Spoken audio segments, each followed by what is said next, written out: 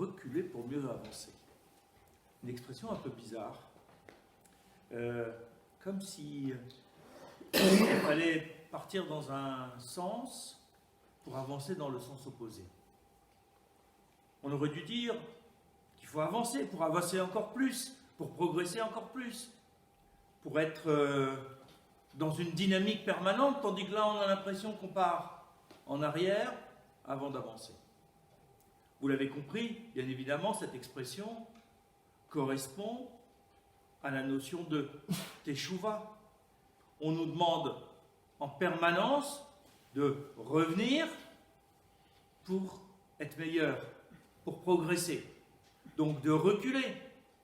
Mais de reculer vers quoi? Vers où? Est-ce qu'il y a un temps d'avant qui était meilleur qu'aujourd'hui? À quel moment on est absolument meilleur? Dans l'enfance? Mais on n'est pas soumis aux mitzvot, on n'a pas d'obligation. Alors bien sûr, dans l'enfance, on n'a pas un certain nombre de fautes puisqu'elles ne nous sont pas comptées, elles sont comptées à nos parents. Mais est-ce qu'il s'agit de revenir dans l'enfance à un moment où on n'est pas responsable? Revenir au moment de la bar mitzvah, où on commence une nouvelle dynamique, mais est-ce que c'est forcément le meilleur moment?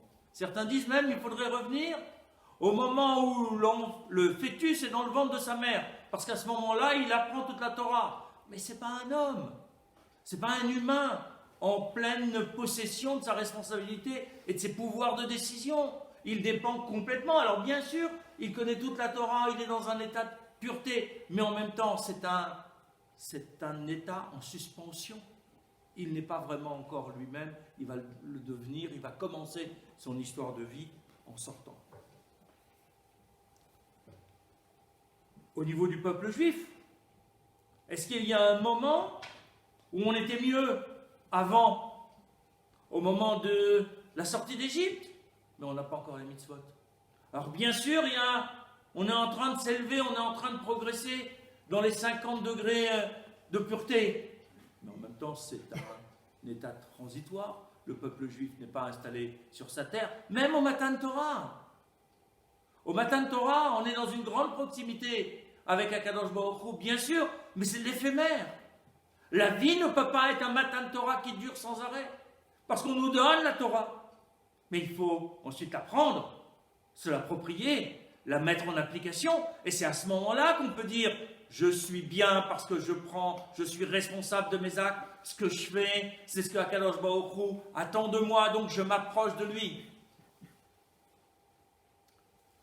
Tout se passe comme si au niveau de l'histoire de l'humanité, cet avant, ce retour vers un état où on était meilleur, en fait, c'est l'état premier, celui du Gan Eden. Avant que Adam et Chava fassent le choix de goûter ce fruit pour obtenir en échange, en quelque sorte, le libre arbitre. Alors on était dans un état de grande proximité avec Akadosh Baruch Hu. Notre matérialité était lumineuse, était légère, était évanescente. Elle n'était pas un poids qui nous entraînait vers la faute et vers la transgression. Donc on était déjà dans une position qui préfigure l'état final, qui sera celui de l'époque messianique. Donc ce retour permanent pour avancer vers l'époque messianique, c'est qu'il faut qu'on ait l'intention de revenir au Gan Eden, à la situation du Gan Eden de proximité avec Akadosh Baruch Hu. Mais pas d'emblée, en ayant pris sur soi les commandements qui nous invitent à transformer le monde et à nous transformer nous, c'est-à-dire en étant responsables, en faisant le choix d'aller vers Dieu. Mais cet avenir, cette époque messianique, ce monde futur, il correspond à la proximité que l'on avait au Gan Eden. Donc, pour avancer, il faut reculer, c'est-à-dire revenir à cet état antérieur qui était celui d'avant le choix. Au niveau de l'individu, on va voir que c'est justement en travaillant nos comportements, en revenant sur nos comportements qu'on va être en mesure de les améliorer. La progression ne va pas de soi, elle n'est pas continue vers le haut, il y a en permanence cet aller-retour entre je me suis égaré, il faut que je revienne en arrière sur mon égarement pour à nouveau prendre le bon chemin. Et c'est comme ça qu'on avance véritablement, en ayant surmonté des égarements, en ayant surmonté des erreurs, parce que c'est le fait de se tromper, de s'en rendre compte, de revenir en arrière pour réparer, qui nous fait avancer de manière forte, puissante. La progression ne va pas de soi. Pourquoi? Parce que nous sommes un être de matière et de spiritualité. Et la matière, c'est cette force d'inertie que nous avons en nous, qui nous traîne en permanence dans des désirs matériels qui vont nous éloigner de la spiritualité. C'est donc en revenant sur ces égarements matérialistes qu'on va pouvoir faire un pas de plus en les surmontant, en emmenant la matière avec nous et non pas en la laissant là où elle est. On va essayer d'être plus concret en partant d'un texte qui se trouve dans les Pirkei de Rabbi Eliezer. Dans ce texte, au chapitre 20, on nous raconte comment le processus de Teshuvah a été inventé par Adam Arishon lui-même. Il a fauté, il a fait le choix de goûter le fruit, donc il se retrouve en dehors du Gan Eden, mais ça veut dire privé de cette proximité avec Dieu qui était celle de l'intérieur du Gan Eden.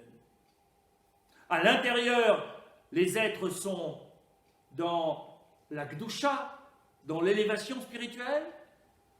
En sortant, il est confronté au poids de la matérialité. Avant, il n'a pas l'impression même d'avoir un corps. Après, il s'aperçoit, après ce choix-là, il s'aperçoit que son corps matériel est nu et il va devoir travailler avec ce corps matériel. Il va devoir l'habiller, il va devoir le préparer pour l'élever au niveau spirituel. Donc il est dehors, coupé du Gan Eden, coupé en quelque sorte de la proximité avec Dieu. Et que nous raconte le Pirkei de Rabbi Eliezer. Le lendemain du Shabbat, puisque vous vous rappelez que toute la création c'est une semaine, l'homme est créé le vendredi après-midi, et il y a ensuite il faute le vendredi après-midi, et il est déjà expulsé du Gan Eden le vendredi après-midi. Donc ensuite vient le Shabbat. Le lendemain du Shabbat, Adam pénétra dans les eaux du haut Gihon jusqu'à ce qu'elles atteignent la hauteur de son cou. Et pendant 7 semaines, il jeûna jusqu'à ce que son corps devienne semblable à une sorte d'algue. Il dit au Saint béni soit-il, souverain de tous les mondes, de grâce, pardonne la faute dont je suis responsable et accueille mon repentir. Alors, toutes les générations apprendront qu'il y a un repentir. Que fit le Saint béni soit-il? Il étendit sa main droite, pardonna à Adam sa faute et accueillit son repentir. Ce qu'exprime le verset des psaumes, je t'ai fait connaître ma faute, je ne t'ai pas caché mon iniquité, j'ai dit, je confesserai contre moi mes forfaits, à Dieu et toi, de ma faute, tu as enlevé la peine. C'est là. Reprenons ces étapes. Adam Arishon, en étant en dehors du Gan Eden, ressent le manque. C'est-à-dire l'éloignement de la présence d'Akadosh Baruch. Comment, alors que je suis dehors, avoir un lien avec l'intérieur? Parce que le lieu de la spiritualité, la source de spiritualité, elle est là-bas. Là où s'exprime l'être de Dieu dans le monde, c'est au Gan Eden. Ce n'est pas un endroit géographique, ne le cherchez pas, il est sur aucune carte, c'est un lieu symbolique. source de la spiritualité. Mais ce jardin-là, c'est le lieu de la proximité avec Akadosh Baruch Hu. Comment faire lorsque je suis dehors pour avoir un lien avec l'intérieur? Que fait Adam Arishon? Il se trempe dans l'un des fleuves qui sort du Gan Eden, qui est en lien avec le Gan Eden, qui traverse le Gan Eden. Il y avait 4 fleuves qui traversaient le Gan Eden. En se trempant dans cette eau vive, qui est à la fois dedans et qui s'écoule dehors, il a le sentiment de capter une partie de cette spiritualité qui émane du Gan Eden. L'eau, c'est un minéral symbolique qui représente la vie, mais qui représente aussi la Torah. C'est comme si nous, aujourd'hui, on se plongeait dans la Torah pour se reconnecter avec Dieu. Mais oui, Akadosh Baruch Hu dicte le texte de la Torah, c'est sa lettre qui nous est adressée. Comment je vais le retrouver? En lisant ce qu'il me dit.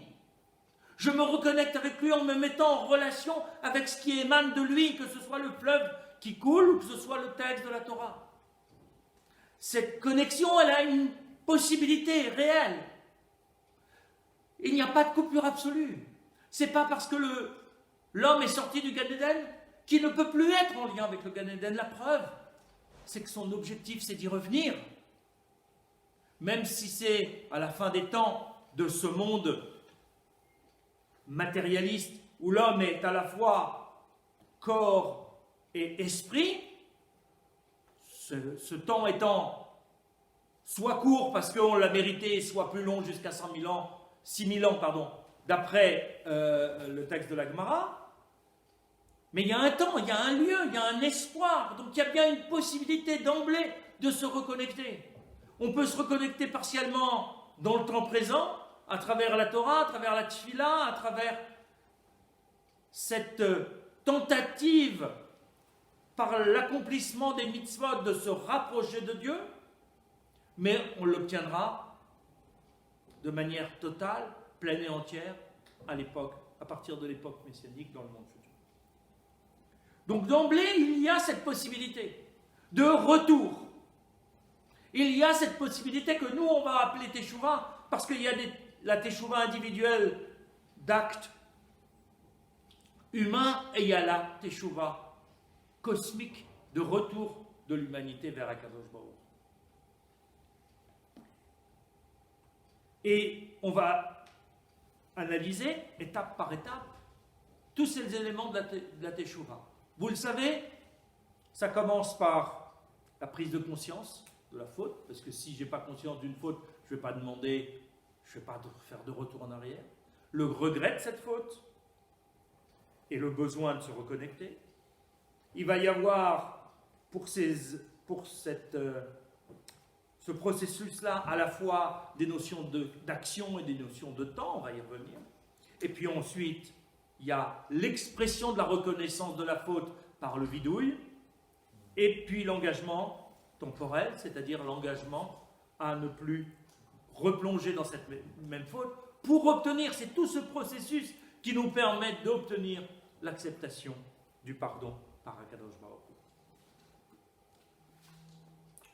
Premier élément, c'est la prise de conscience. Pour Adam Arishon, c'est clair, c'est le ressenti du manque. Et cette prise de conscience, elle ne va pas de soi. Parce que d'une certaine façon, la faute, qui par définition est une faiblesse de l'homme par rapport à l'attraction de la matérialité, puisqu'il y a transgression, il y a une tentation physique, il y a une négligence, une mitzvah qui n'est pas accomplie, une nourriture qui nous tente, ou toute autre action, il y a à chaque fois une dimension qui est liée à notre corps et à notre matérialité. Toutes les fautes ont quelque chose à voir avec notre matérialité. Même notre paresse, c'est dû à notre corps et pas à notre neshama, pas à notre âme. Notre négligence, mais plus la faute se réalise, plus plus il y a un phénomène de perte de sensibilité au divin. Et cette sensibilité au divin, au bout d'un moment, est tellement perdue qu'on n'a plus conscience que ce que l'on fait, c'est vraiment une faute, parce que c'est devenu une autre habitude, une mauvaise habitude, mais une habitude matérialiste. Donc la prise de conscience de la faute ne va pas de soi. Il faut parfois un élément déclencheur. Quelqu'un qui vient nous rappeler que c'est quelque chose qui n'est pas correct. Ou une étude, et puis on tombe sur un texte qui nous dit « Ah ben ça justement, attention, là, tu as une interdiction, tu n'en avais pas conscience. » Ou un moment de la vie qui fait qu'à un moment donné, on va avoir une introspection, et il va y avoir un réveil en nous qui va se dire « Mais attends, mais qu'est-ce que je suis en train de faire là? J'ai oublié que ce que je faisais n'était pas correct. C'est-à-dire que ce que j'étais en train de faire, au lieu de m'approcher d'Akadosh Baruch Hu, est en train de m'en éloigner. Je croyais être parfait, faire ce qu'il faut, mais finalement, ben non, sur des petites mitzvot, parfois anodines, parfois qui nous semblent bénignes, on est négligent, on ne fait pas telle chose ou pas telle chose. Mais tous ces manquements, tous ces non-accomplissements de mitzvot, qu'elles soient négatives ou positives, c'est-à-dire que ce soit une transgression d'un interdit ou quelque chose que je dois faire, mais que je néglige de faire, dans tous les cas, je perds progressivement le sens de la faute. Ce qui fait que tant que je ne vais pas avoir le sentiment du manque de la spiritualité d'Akadosh Baruch Hu et de cette proximité avec Akadosh Baruch Hu, je n'ai pas le moteur pour démarrer. Je n'ai pas la conscience de la faute. Je n'ai pas de regret, je ne peux pas avoir de regret puisque je n'ai pas conscience que ce que je fais c'est mal. C'est la position de Adam qui lui, d'emblée, parce qu'il sort de quelque chose, il est dans la proximité avec la relation à Kadosh Baruch Hu. Alors il a le sentiment du regret, le ressentiment du manque. Mais c'est le premier moteur qui va être essentiel pour pouvoir démarrer une marche en avant lié à notre retour, c'est-à-dire à notre introspection, à notre examen de ce que l'on a fait et la prise de conscience que ce n'était pas correct. L'échec, le ratage, la négligence ne sont pas insurmontables, ce n'est pas la fin du monde. Sauf des actes qui ont des conséquences humainement irréparables, tout est réparable. Si je tue quelqu'un, je ne vais pas pouvoir le ressusciter, que ce soit volontairement ou involontairement. Donc il y a bien des actes où je vais avoir un problème, même si je peux obtenir un pardon, bien souvent ce pardon-là est suspendu jusqu'à ma propre disparition de ce monde. Parce qu'il y a un acte sur lequel je ne peux pas revenir. Mais j'ai pris le stylo de mon voisin, ben, je peux toujours lui rendre. J'ai négligé de mettre les tefilines, ben, je peux toujours commencer à les mettre. Je ne peux pas effacer ce qui s'est passé, mais en prenant conscience qu'il y a quelque chose que je n'ai pas fait, je peux arrêter l'acte négatif pour pouvoir redémarrer. Il y a un point d'arrêt, il y a un point de recul qui est une mise à distance de ce que j'ai fait et un redémarrage en avant qui sont nécessaires. Mais je suis obligé de faire ce point d'arrêt, ce point d'étape nécessaire. Et dans le cas du vol que j'évoquais tout de suite, du stylo, tant qu'il est en ma possession, je suis voleur. C'est pas parce que j'en ai pas volé un deuxième, un troisième, un cinquième que je suis pas voleur. Tant que je l'ai en main, je suis concrètement, physiquement voleur. Le jour où je lui rends, là je commence à effacer mon ardoise. Mais tant que je ne lui ai pas rendu, je suis dans une ambiguïté. J'ai arrêté de multiplier les fautes, mais je n'ai pas arrêté la faute. Alors quand c'est le cas des tefilines, ben, il suffit que le premier matin qui se présente, je les mette. J'arrête. Ce que j'ai perdu, je l'ai perdu. Mais comme j'ai rien pris à personne, j'ai rien à rendre à personne. Je me suis juste privé d'une mitzvah. Donc au moment où je reprends la mise des tefilines, je réamorce tout de suite mon compteur et je redeviens dans une démarche qui va être positive, qui va être constructive, qui va m'apporter du mérite.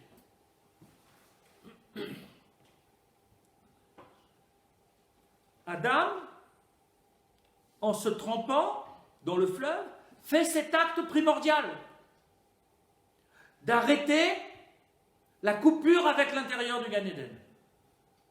Il n'a pas le choix, il n'a pas d'autre solution.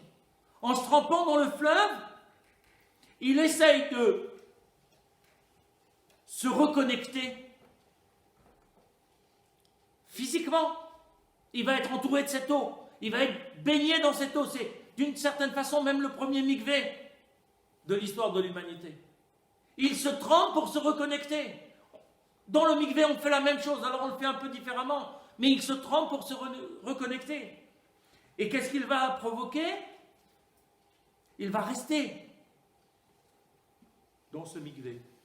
Symboliquement, il y reste longtemps, puisque symboliquement, il y reste 7 semaines. Mais 7 semaines, c'est les 7 semaines de la domination de notre matérialité. Il y a exactement 7 semaines entre la sortie d'Égypte et Shavuot. Pendant 7 semaines, on va apporter un homère d'orge. C'est la nourriture des animaux, l'orge. Pendant 7 semaines, on est dans la matérialité, on est dans l'animalité. Il nous faut en prendre conscience pour arriver à apporter du blé, la fleur de farine au moment de Shavuot, au moment où on rencontre Akadosh Baruch Hu. Ces 7 semaines correspondent au chiffre 7 symbolique. Il nous faut une semaine de matérialité, c'est 6 jours, plus un jour de Gdusha, c'est Shabbat, pour arriver à se reconnecter avec Akadosh Baruch Hu. Et quand les 7 jours correspondent aux 7 semaines sont passés, alors on se reconnecte avec Akadosh Baruch Hu. On surmonte notre matérialité. D'ailleurs, qu'est-ce qu'il fait? Il se trempe dans l'eau pendant 7 semaines et il jeûne pendant 7 semaines. C'est dire mon corps, qui est la source de mon égarement. Je ne peux pas le supprimer parce que je suis un homme et que j'en ai besoin. Et que mon Yetzer Hara fait partie de mon humanité. Et que mon Yetzer Hara, il fait parfois de bonnes choses parce qu'il me pousse à des actions positives. Si je sais le diriger dans la bonne direction. Le corps est indispensable à l'âme. L'âme est immobile. Elle ne peut pas progresser lorsqu'elle est seule. Lorsqu'elle est dans le monde des Neshamot, elle ne peut rien faire, elle est statique. Lorsqu'elle va retourner dans le monde des Neshamot après 120 ans, elle est à nouveau statique. Elle ne peut pas progresser en elle-même. Donc elle a besoin de mon corps, c'est-à-dire de cette énergie matérielle qui va l'accompagner dans un acte, qui va être un commandement, qui va lui faire acquérir un mérite lorsque je le réalise. Pourquoi? Parce que cet acte, qui est un acte matériel, en lui donnant du sens, je lui donne une valeur spirituelle, et du coup, ça transforme mon âme. Donc l'âme, le corps, il n'est pas négatif. J'ai besoin de lui. Simplement, j'ai besoin de l'éduquer, l'orienter vers le chemin de la spiritualité, alors que lui me pousse vers ses tentations, vers la matérialité. Lui cherche à être matérialiste. Il cherche à être pleinement corps. Mon âme cherche à être pleinement âme, mais ils sont ensemble. Alors il faut que, si possible, ce soit l'âme qui tire le corps vers elle. Ils ne peuvent pas se séparer. Lorsqu'ils se séparent, je ne suis plus un homme. Je ne suis plus rien. J'ai besoin de lui, mais j'ai besoin de le dresser. Alors que fait Adam Arishon? Non seulement il trempe dans l'eau qui est la source de spiritualité, qui est la Torah, mais il le fait pendant 7 semaines pour travailler son animalité. Et il va le faire jeûner, parce que là aussi c'est de dire, par ma volonté, par mon aspiration spirituelle, je maîtrise mon corps. C'est moi qui dicte ma loi, moi Neshama, et pas le corps qui dicte sa loi. Bien sûr, on ne nous demande pas de jeûner cette semaine. C'est là un enseignement éminemment symbolique. Mais en même temps, on voit bien que dans le processus de Teshuvah, à Yom Kippour, il y a le jeûne. Très désagréable, très difficile. Mais c'est la victoire de la neshama sur le corps qui fait que la neshama va décider d'entraîner le corps avec elle. Si je mange, alors je fais plaisir à mon corps et ma neshama souffre à Kippour. Sauf dans des cas particuliers où mon être a besoin de manger parce que je suis malade, parce que... Voilà. Il y a une raison particulière, positive, de le faire. Mais sinon, il y a une primauté de l'âme sur le corps pour essayer d'emmener l'ensemble vers la spiritualité. Et il dit d'ailleurs, lorsque le corps devient comme une sorte d'algue, c'est-à-dire il n'a plus sa vigueur et sa force, alors à ce moment-là, l'âme peut l'amener où il veut. Mais il y a à la fois l'éducation du corps et à la fois la notion de temps qui va faire que les choses ne seront pas d'un seul coup. La tchouva, c'est pas « ça y est, j'ai décidé, allez, j'arrête tout, demain je suis un tzaddik ». Non, demain tu ne seras pas un tzaddik parce qu'après-demain tu vas retomber. Alors tu aurais été tzaddik un jour? Non, forme-toi dans le temps, progresse, prends le temps d'avancer, fais une mitzvah l'une après l'autre. Ne crois pas qu'il suffit de claquer dans les doigts pour devenir un être extraordinaire. Tu vas être dans la gava, tu vas être dans l'orgueil, tu ne vas pas être dans l'humilité qui va te permettre d'avancer. Comprends que ça prend du temps, qu'il faut travailler sur soi-même pour pouvoir avancer, parce que sinon, on ne fait que reculer, et reculer dans cette animalité. Pour franchir une autre étape dans la Teshuvah, il faut aller plus loin. J'ai pris conscience de mon égarement, j'ai arrêté, parce que j'ai regretté, j'ai arrêté d'agir. Je travaille sur mon corps pour essayer de dominer, c'est-à-dire pour faire en sorte que mon envie soit plus faible, parce que tout à l'heure je vais devoir m'engager, mais d'abord il faut que j'arrive à maîtriser mon envie. Le petit voleur tout à l'heure de stylo, une fois qu'il rend le stylo, il est allé au bout de son geste du regret, il l'a rendu, il essaye de maîtriser son envie la prochaine fois de prendre le stylo du voisin, parce que sinon il va avoir une collection. Il va être un kleptomane, et puis ça ne va pas l'élever dans la spiritualité. Et il y a quelque chose que le judaïsme instaure qui est extrêmement important, que la Marichonne fait. Il reconnaît verbalement sa faute. C'est ce qu'on appelle aujourd'hui le vidouille. Mais le vidouille, ce n'est pas simplement l'énoncé. Aujourd'hui, on a une liste de fautes. C'est bien pratique, ça nous évite. Il y a eu des moments au Moyen-Âge où chacun faisait un énoncé public de ses fautes. Alors, écoutez bien, bonnes gens, cette année, j'ai déplacé la bande de mon voisin, j'ai volé une poule en passant, ou un stylo, je me suis mal comporté avec un tel. Là, c'était un moment de proclamation extrêmement difficile qu'on ne nous demande pas jusque-là. Le vidouille, c'est l'énoncé de toutes les catégories de fautes et d'égarements dans lesquels notre comportement forcément se trouve si on a raté quelque chose. Et tout le monde a toujours raté quelque chose. La perfection n'existe pas. Les plus grandes sadikim font aussi un bidouille. Pas sur les mêmes fautes, sur des fautes qui nous sembleraient complètement éthérées, tellement elles nous semblent infinitésimales. Mais ils ont leurs fautes à eux. Nous, les nôtres sont plus matérielles, plus claires, plus grandes, plus simples.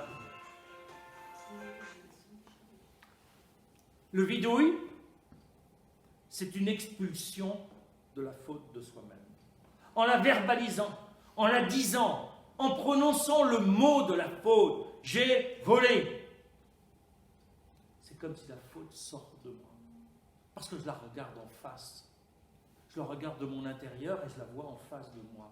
Comme si le mot que j'avais, comme si le nom de la faute que j'avais commise était maintenant face à moi. Il n'est plus en moi. Le fait de dire, de reconnaître, d'aller jusqu'à verbaliser, même si toute l'Assemblée n'a pas besoin de l'entendre, c'est concrétiser la faute à l'extérieur de son être. C'est l'expulser de soi, en faire quelque chose qui nous devient extérieur, que l'on regarde de loin, que l'on prend à distance. Ce n'est plus notre faute, celle qu'on n'ose pas avouer, celle qu'on n'ose pas même formuler mentalement dans sa tête de peur qu'elle nous envahisse, c'est celle qu'on va dire, celle qu'on va banaliser, parce qu'en l'expulsant, du coup sa tentation et son caractère tentateur est bien moindre. Voilà, bah d'accord, j'ai fait une bêtise, j'ai volé ce fameux stylo. Il va vous rester dans la tête ce stylo. Mais c'est bien, c'est des exemples concrets qui sont simples comme ça, qui font que ça marche. Ce stylo, bah oui, j'étais en train d'écrire, il m'a plu, il roulait bien, il glissait bien, et puis je l'ai gardé machinalement, je l'ai mis dans ma poche. Je n'ai pas volé, je ne suis pas un voleur de grand chemin. J'ai oublié de le rendre. Vous n'allez quand même pas m'accuser pour ça. Il était tellement bien, tellement pratique que, voilà, il m'était destiné finalement. Mais en même temps, il n'est pas à moi.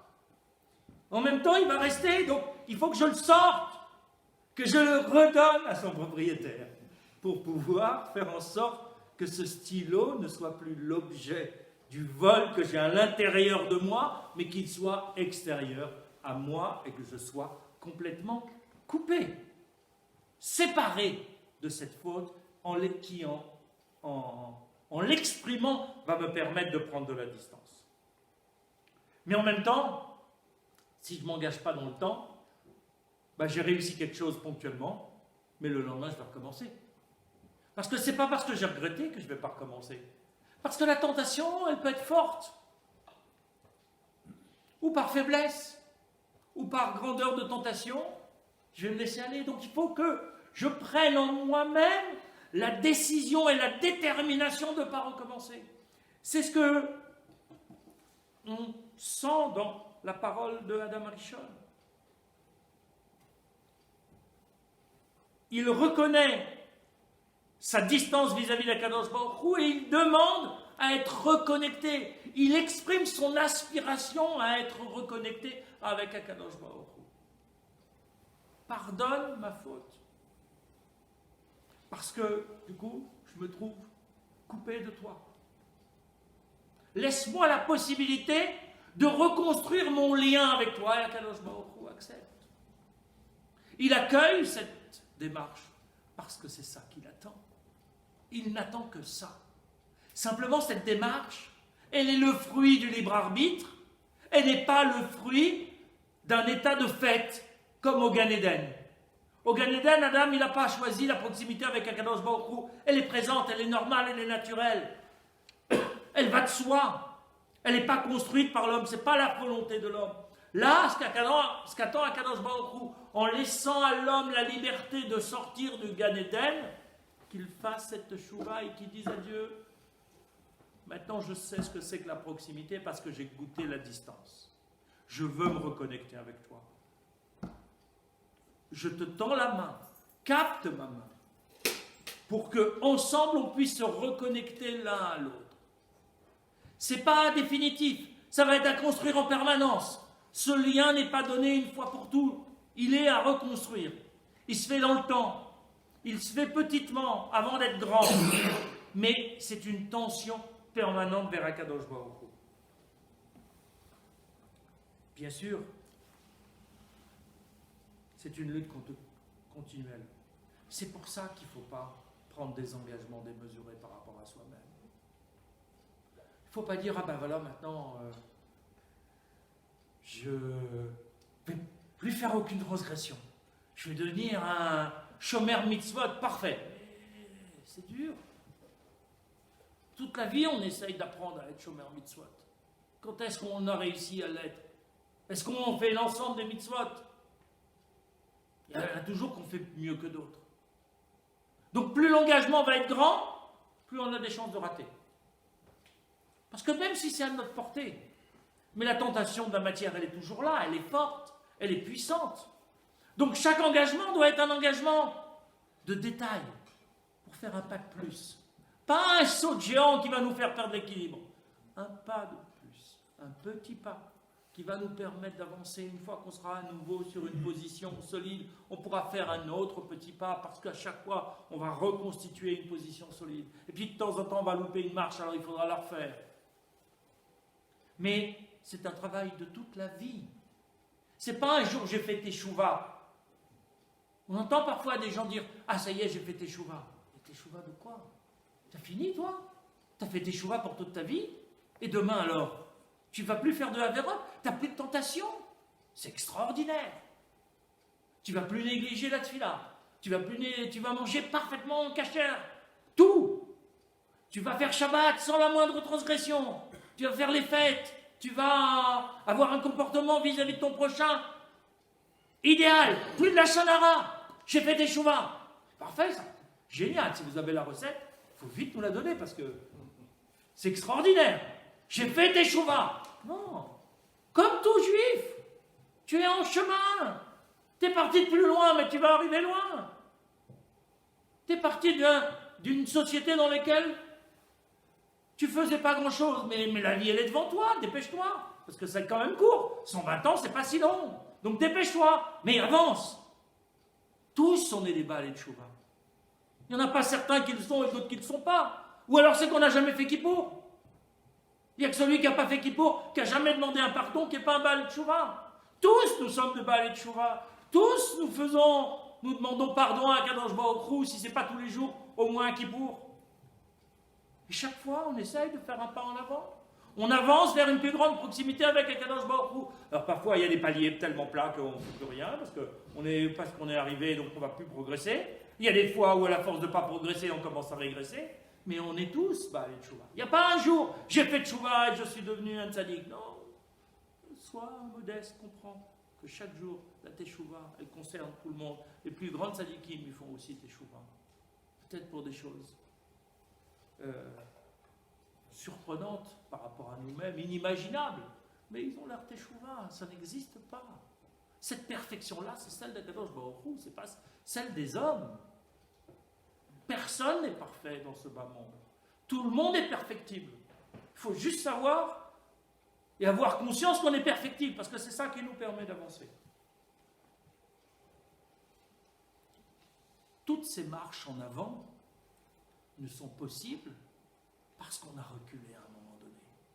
C'est-à-dire qu'on a regretté à un moment donné quelque chose qu'on n'a pas fait. Parce que quand on a tous les potentiels, mais les aventures de la vie nous font faire des choses qui ne sont pas toutes positives, ou nous font négliger d'autres, et du coup on a tous des ratés. Donc c'est en revenant en arrière sur ces ratés qu'on va pouvoir avancer. Mais comment ça se passe au niveau de l'humanité?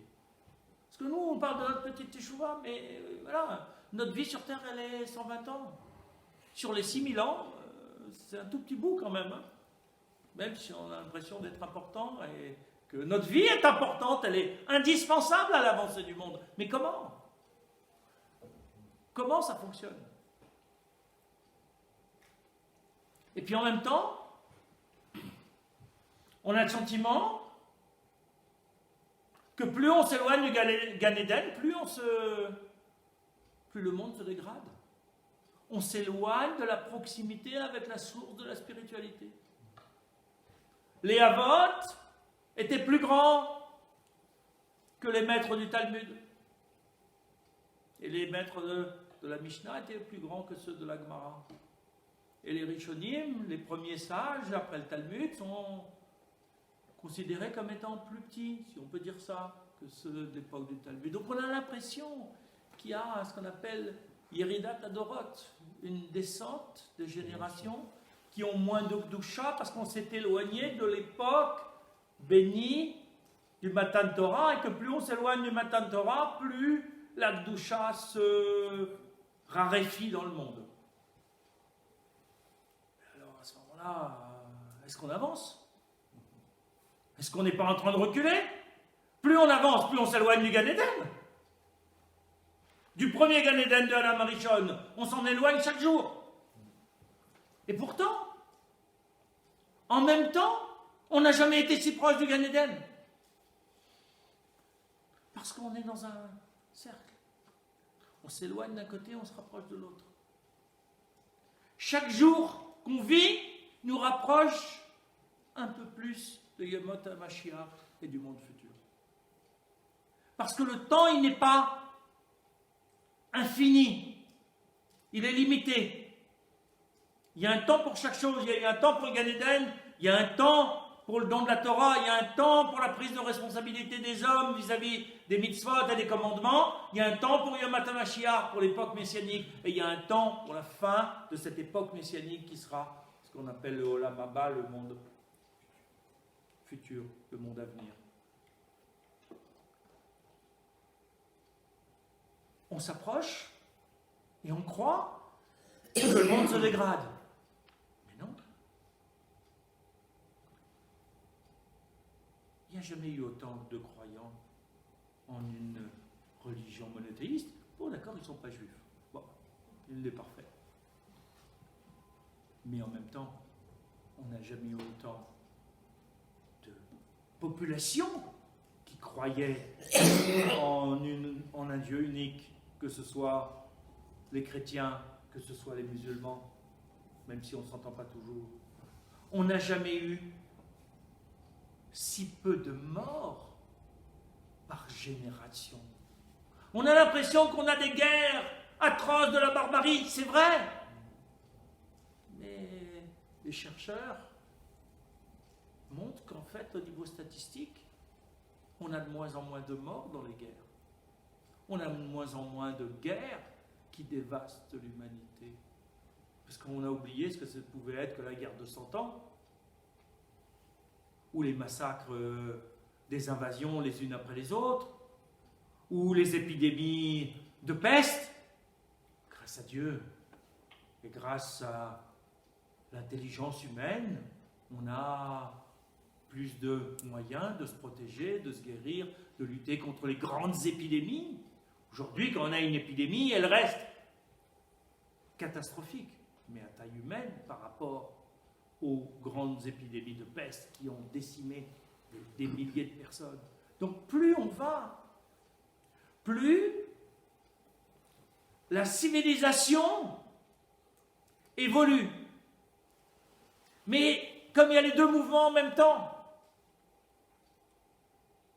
à la fois, il y a des choses qui se dégradent, et à la fois, il y a des choses qui se développent. Les deux mouvements vont en même temps. Ils ne se contrebalancent pas complètement. On n'a jamais connu un mal aussi atroce que celui qu'on a vécu au moment de la Shoah, ou qu'on peut vivre maintenant avec des scènes de barbarie. Mais en même temps, il faut que ce mal aille à son paroxysme. Il faut qu'on descende le plus loin, humainement possible, dans le mal pour pouvoir remonter de manière fulgurante dans le bien. L'objectif d'Akadosh Baruch Hu est clair. On doit arriver au Gan Eden, au plus tard, après 6000 ans.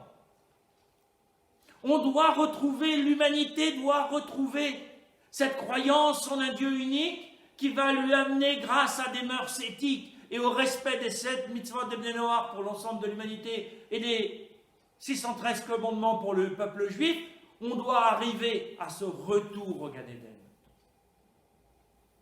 La boucle, un jour, sera bouclée. Mais ça ne veut pas dire que dans ce même temps où il y a une élévation extraordinaire, on n'a jamais autant étudié la Torah, on n'a jamais eu autant de yeshivot et d'étudiants dans les yeshivot, dans l'histoire du peuple juif et dans l'histoire de l'humanité. Et pourtant, on a un antisémitisme qui n'arrive pas, une barbarie anti-juive, des diatribes à n'en plus finir contre les juifs et des enfants qu'on éduque à tuer des juifs. Les deux font partie du mouvement de l'humanité. Pourquoi ? Parce que Dieu, en créant cet être matériel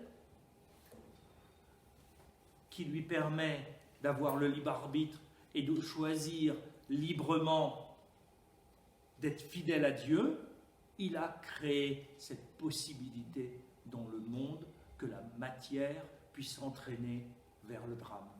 Mais il a fixé une limite. Il a fixé un seuil que lui seul connaît, qui est un seuil à ne pas dépasser.